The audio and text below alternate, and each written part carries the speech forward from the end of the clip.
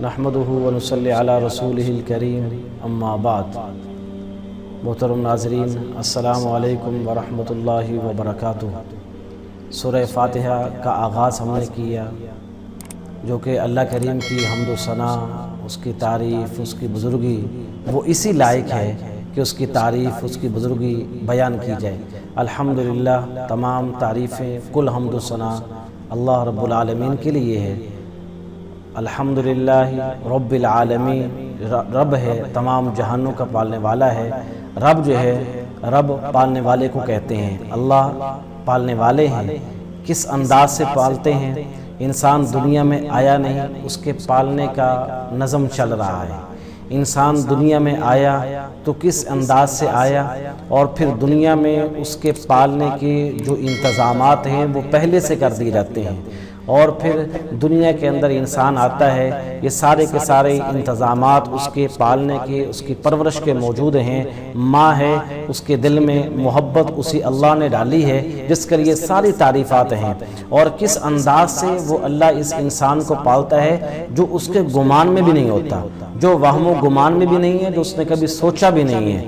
رب العالمین اتنی بڑی ذات ہے جو رب ہے، جو پالنے والا ہے۔ حضرت امام قرطبی رحمۃ اللہ علیہ نے تفسیر قرطبی میں اسی کے ضمن میں ایک واقعہ لکھا ہے۔ فرماتے ہیں کہ میں سفر پہ جا رہا تھا تو اچانک میرا گزر ایک نہر کے کنارے سے ہوا، تو فرمان لگے، میرے دل میں خیال پیدا ہوا کہ اللہ نے اس چیز کو پیدا کیا، اسے بھی پیدا کیا، یہ بھی مخلوق ہے، یہ بھی مخلوق ہے، اتنا کچھ پیدا کر دیا، ان کا مقصد کیا ہے؟ فرمان لگے، میری نظر ایک بچھو پہ پڑی تو میں حیران ہوا۔ میں نے کہا، اللہ کو کیا ضرورت تھی اس کو پیدا کرنے کی، اسے پالنے کی؟ تو آج میں دیکھتا ہوں یہ کیا کام کرتا ہے، یہ کس مقصد پہ جا رہا ہے، یہ کہاں پہ جا رہا ہے، کیا اس کا کام ہے؟ کہتے ہیں میں اس کے ساتھ ساتھ چل پڑا، جو کام تھا میں نے چھوڑ دیا، میں نے کہا اسی کی ریکی کرتے ہیں، اس کی نگرانی کرتے ہیں، اس کے ساتھ چلتے ہیں۔ کہتے ہیں میں چلنے لگا تو چلتے چلتے ایک کنارے پہ پہنچے تو وہاں ایک کچھوا دور سے آیا، وہ کنارے پہ لگا تو یہ بچھو اس کچھوے پہ سوار ہوا اور دوسری جانب یہ روانہ ہو گیا۔ تو امام قرطبی رحمۃ اللہ علیہ فرماتے ہیں کہ میں پہلے دیکھتا رہا، جب وہ کافی سفر طے کر گئے تو میں نے کشتی لی، میں نے کہا کہ مجھے بھی ساتھ جانا چاہیے، میں بھی دیکھتا ہوں کہ آج اس کا کام کیا ہے، اللہ نے اسے پیدا کیوں کیا۔ کہتے ہیں میں چلتا رہا، آگے کنارے پہ پہنچے، جہاں اس کی منزل تھی وہ وہاں پہنچے تو کچھوا ساتھ لگا کنارے پہ اور بچھو نیچے اترا اور وہ سڑک پہ چلا گیا۔ کہتے ہیں میں بھی ساتھ ہی اتر گیا، میں نے بھی کہا کہ میں بھی دیکھتا ہوں آج یہ کیا کام کرتا ہے۔ تو میں نے کیا دیکھا، میں حیران ہوا کہ ایک درخت ہے سایہ دار، اس کے نیچے ایک آدمی سویا ہوا ہے۔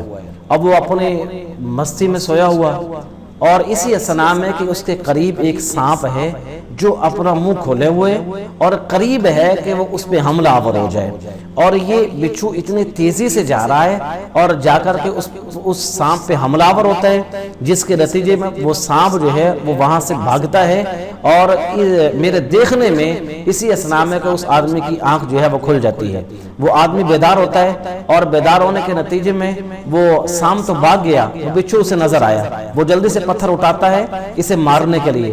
تو امام قرطبی رحمۃ اللہ علیہ فرماتے ہیں کہ میں نے اسے روکا، میں نے کہا کہ نہیں مارو، یہ اللہ کریم نے تمہاری حفاظت پہ اسے معمور کیا، اور یہ کہاں سے چلا اور کس انداز سے یہ سواری کے ذریعے سے آیا، اور کس انداز سے اللہ نے ایک بچھو کو بھیجا انسان کی حفاظت کے لیے سانپ کے ذریعے سے۔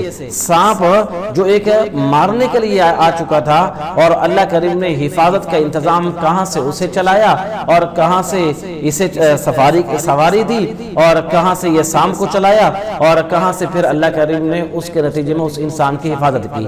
تو یہ اللہ جو ہے رب العالمین ہے، انسان کو پالتے ہیں وہاں سے جہاں سے اسے گمان بھی نہیں ہے، اور پھر رب العالمین تمام جہانوں کا، ہم تو سمجھتے ہیں شاید ہم انسان ہمارا جہان ہے، کائنات میں کتنی مخلوقات ہیں، کتنے جہان ہیں۔ اللہ صرف ہمارا اللہ نہیں ہے، وہ پالنے والا صرف ہمیں نہیں ہے، اللہ پالنے والا انسانوں کا ہے، انسانوں کا جہان ہے، پھر نباتات کا جہان ہے، پھر اسی طرح جمادات کا جہان ہے، پھر اسی طرح پانی میں بسنے والے کتنے جاندار ہیں، کتنے وہ جہان ہے، پھر فرشتوں کا جہان ہے، آسمان کے اوپر کتنی مخلوقات ہیں ان کے جہان ہے، زمین کے نیچے کتنی مخلوقات ہے، ان سارے جہانوں کے پالنے والے اللہ ہے۔ الحمدللہ، تمام تعریفیں، کل حمد و ثنا رب العالمین کے لیے ہے۔ رب العالمین جو تمام جہانوں کا پالنے والا ہے، اللہ ہمیں سمجھنے اور عمل کی توفیق نصیب فرمائے۔